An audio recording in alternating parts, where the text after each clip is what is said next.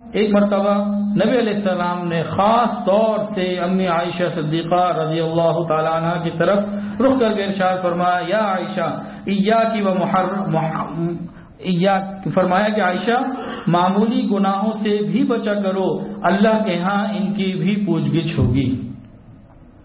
عائشہ معمولی گناہوں سے بھی بچا کرو، سمجھایا جا رہا ہے۔ آج کو خاوند سمجھاتا ہے اپنی بیوی کو کہ چھوٹی چھوٹی گناہ ہیں ان سے بھی بچو، کہ تم نیک ہوگی تو اولاد بھی پاک دامن ہوگی، گھر بھی سیدھا چلے گا میرا۔ تو یہ تعلیم دی جا رہی ہے کہ ایک خاوند اپنی بیوی کو سمجھا رہا ہے کہ ہر چیز کا خیال رکھو۔ ایک دفعہ کیا ہوا، حضرت صلی اللہ علیہ وسلم سے امی عائشہ بات کر رہی تھی اور کسی عورت کی بات ہو رہی تھی، اس کا حال بیان کر رہی تھی، تو دوران گفتگو آپ نے فرمایا کہ وہ پستہ قد ہے، چھوٹے قد کی ہے، ٹھگنی جس کو ہم کہہ دیتے ہیں۔ تو نبی علیہ السلام نے فوراً ٹوکا، عائشہ یہ بدعت ہے، یہ غیبت ہے، فوراً ٹوکا، عائشہ یہ غیبت ہے۔ حضرت صفیہ رضی اللہ تعالیٰ عنہ ذرا چھوٹے سے قد کی تھیں، کسی قدر چھوٹے قد کی تھیں۔ تو ایک دن امی عائشہ نے کہا صفیہ تو چھوٹی ہے، اتنی ہے، اس طرح کی بات فرمائی۔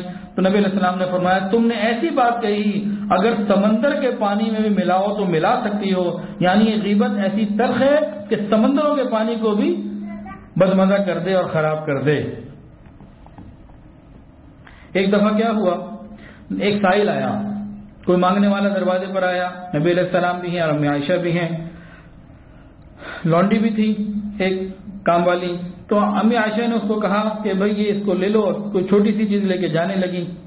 تو امی عائشہ نے جب یہ کیا، وہ لے کے جا رہی، تو نبی علیہ السلام نے فرمایا عائشہ گن گن کر نہ دیا کرو ورنہ اللہ تعالیٰ بھی تم کو گن گن کر دے گا، تم بے حساب دو اللہ بھی تمہیں بے حساب دے گا۔ یہ نبی علیہ السلام کی تربیت تھی۔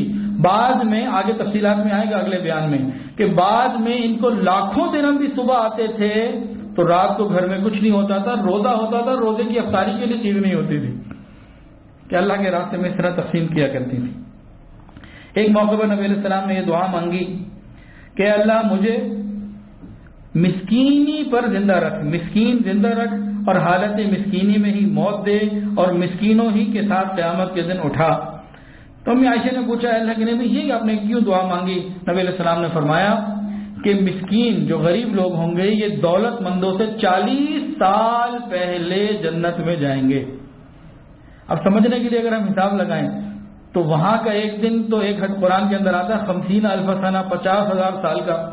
اب اگر 50,000 سال کا ایک دن ہو اور 365 دن کا ایک سال ہو اور پھر 40 سال پہلے، تو دنیا کے اندر جس نے غربت کی زندگی گزاری بھی ہو، 24 گھنٹے کا دن، 150 سال غربت کے گزار بھی لیے، تو وہاں امیروں کو کتنی ویٹنگ لسٹ میں کھڑا ہونا پڑے گا بھائی۔ تو جن کے پاس اگر اللہ نے مال کم دیا ہے تو شکر ادا کریں، پہلے چلے جائیں گے، اور جن کو یہاں آسانیاں ہیں وہ ادھر لمبی لائن میں حساب کتاب میں کھڑے ہوں گے۔ بہرحال اللہ تعالیٰ سب کی حفاظت فرمائے۔ تو نبی علیہ السلام سے وہ باتوں کو سیکھا کرتی تھی۔ نبی علیہ السلام ان کو اخلاقی نصیحتیں بھی کرتے، نماز، دعا اور دین کی اکثر باتیں سکھایا کرتے۔ وہ نہایت شوق سے سیکھا کرتی تھی اور آقا کے ہر حکم کی شدت کے ساتھ پابندی کیا کرتی تھی۔ اللہ تعالی ہمیں بھی جو ہے وہ دین کی طلب عطا فرمائے۔ آخر دعوانا ان الحمد للہ رب العالمین۔